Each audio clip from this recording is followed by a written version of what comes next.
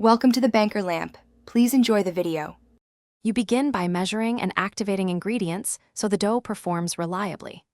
Mix 400 g flour and 50 g sugar, then bloom 7 g instant yeast in 180 ml warm milk at 37 degrees 40 degrees. Whisk in 1 egg and 30 g softened butter. Once combined, start kneading immediately. You want a smooth, elastic texture that springs back. Make sure to incorporate air for lightness. Beat or knead for about 8 to 10 minutes. When the dough clears the bowl sides and feels tacky but not sticky, you're ready to proof. You next shape and proof to build structure and that tender crumb. Roll the dough to 1.5 centimeters thickness on a lightly floured surface, then cut rings with a 6 cm cutter and set aside the small centers for frying.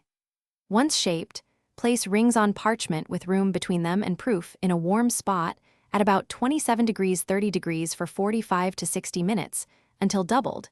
This step controls texture and oil absorption. Make sure to cover them lightly so the surface doesn't dry out. You now finish by frying and glazing for that classic donut result. Heat vegetable oil to 175 degrees and fry the rings about 60 to 90 seconds per side, turning once when golden, shorter if they brown too quickly.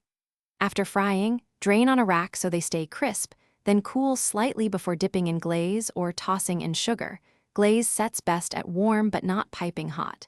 If a center seems undercooked, make sure oil wasn't too hot. Lower to 165 degrees and fry a little longer. Thanks for watching. If this was helpful, leave a like and consider subscribing. See you next time.